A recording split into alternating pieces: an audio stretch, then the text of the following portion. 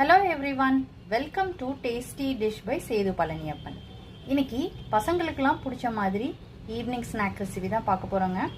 வாங்க எப்படி செய்யலான்றதை பார்க்கலாம். இந்த ரெசிபி செய்கிறதுக்கு 1 கப் எல்போ பாஸ்தா எடுத்துருக்குறேங்க. உங்களுக்கு எந்த வெரைட்டி கிடைக்குதோ அந்த பாஸ்தா வாங்கிக்கோங்க.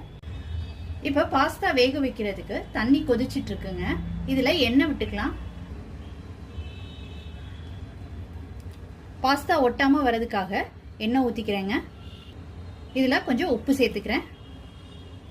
இதில் பாஸ்தாவை சேர்த்துக்கிறேங்க.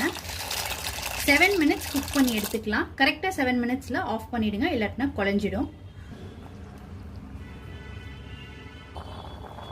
6 to 7 மினிட்ஸ் ஆன பிறகு ஒரு நைஃபால் கட் பண்ணி பாருங்கள்.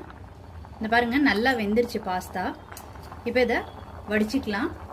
வேக வச்ச பாஸ்தாவில் உள்ள தண்ணியை